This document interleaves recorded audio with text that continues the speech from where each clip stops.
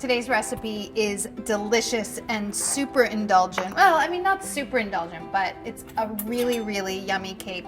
It's a cherry cake. And the first thing that you do to make this cake is make a cherry mixture. It's kind of like a thickened sauce almost. Starting with 1.5 pounds of cherries, you add 1/3 cup of sugar, a tablespoon of cornstarch. This is what's going to thicken your cherry mixture. And then 2 tablespoons of kirsch. Kirsch is a cherry flavored liqueur, and that adds a little bit of bite to your cherry mixture.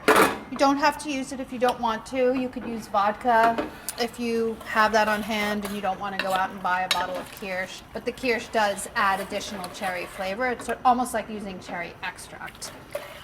You cook this over like a medium-high heat. You want to bring it to a boil to activate the cornstarch, as well as start cooking your cherries. These were frozen cherries that I defrosted. If you wanted to, you could certainly use fresh cherries. You could go out and buy, I'd say the recipe calls for 1.5 pounds, maybe get like 1.75 pounds and pit them, and then cook them exactly like this. I'm just going to bring this to a boil, and once it comes to a boil, you just cook it until it's thickened.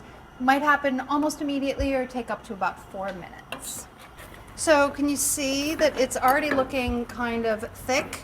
It's just coming to a boil. It's basically a slightly thinner version of like a cherry pie filling. Pretty cool. You want to make sure that it's fully at a boil, even in the center, and that's when you know that the cornstarch is activated. If you don't let that happen, it could taste a little bit chalky, which is the unactivated or deactivated? No, unactivated starch, I guess. Give that a stir. That's it. Now you just need to let it cool down, and you're going to use this both in the cake and as a topping for the cake. So I'm going to get this in the fridge. So now that my cherry mixture is cool, I can make my cake. In my mixer, I have 3 sticks of butter and 1 2/3 cups of sugar. Just set that aside for a sec. Start with your dry ingredients. I have 1.5 cups of cake flour here. It's been sifted. And to that, add 3/4 teaspoon of baking soda. I'm using baking soda because cocoa powder is an acidic ingredient that will activate the baking soda. I don't need baking powder here. 1/2 teaspoon of kosher salt. Those are the dry ingredients. You can whisk them together. This is 1/2 cup of unsweetened cocoa powder. Whisk in 1/2 cup of hot water. This will turn it into a paste. It's a very chocolatey cake because it has cocoa powder and melted chocolate, both of those. You want to whisk this until there are no more lumps and it's smoothish. And then you add 1/2 cup of sour cream. That also is an acidic ingredient. You can use yogurt if you don't have sour cream. You could even use buttermilk if you had it on hand. And then 3 ounces of melted semi-sweet chocolate. Bittersweet chocolate would also work.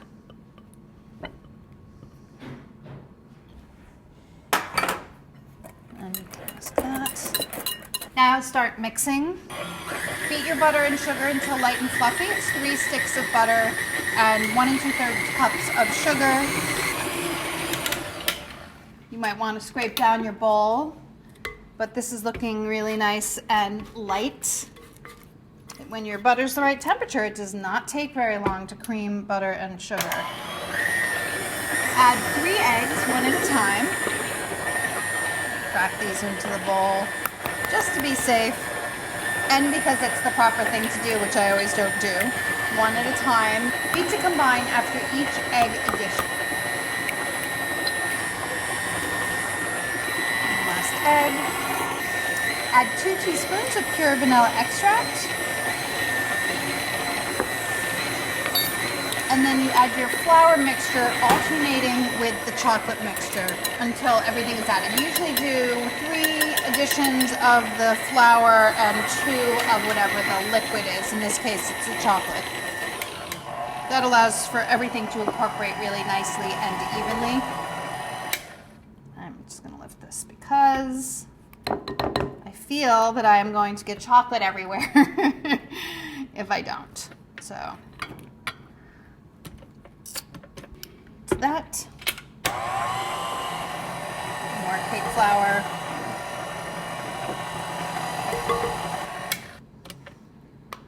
rest of the chocolate mixture can go in. Wow, there's a lot of stuff in this cake. It's good. It's that. And then your last addition of the flour mixture, and you have the really silky cake batter.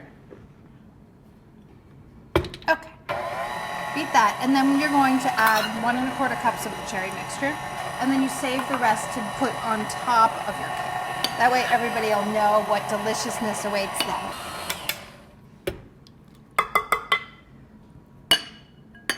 Okay, and then just beat that in, and that's it. Done. Well, not done. You have to bake it now.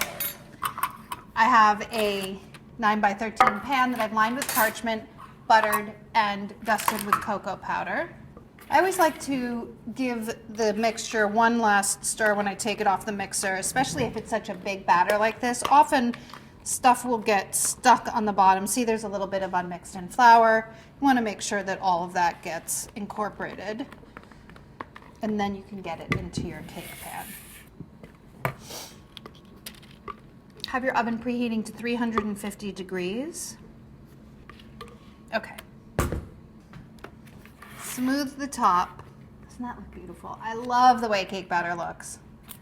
I don't even want to eat cake that much, but I do love making cake. Actually, I do though, and this one, so good. Into the oven, let it bake until a cake tester inserted in the top comes out clean or with like maybe a few moist crumbs, about 50 minutes. Take your cooled cake and dollop the whipped cream all over the top. I just turned it out directly onto the platter, so it's the bottom side is up now. You guys know how much I love whipped cream, right? It's so delicious. Swooperama. You don't have to completely cover the entire top, but you want to make sure that it's close enough to the edges that every single bite of cake has some whipped cream. And then dollop the remainder of the cherry mixture over the top. You're going to want to do this right before you serve it. It's kind of amazing. Look at that. That's it, you guys. Look how beautiful that is. Don't you want to just dig right in? I know that I do. This is the chocolate cherry cake to end all chocolate cherry cakes. Enjoy.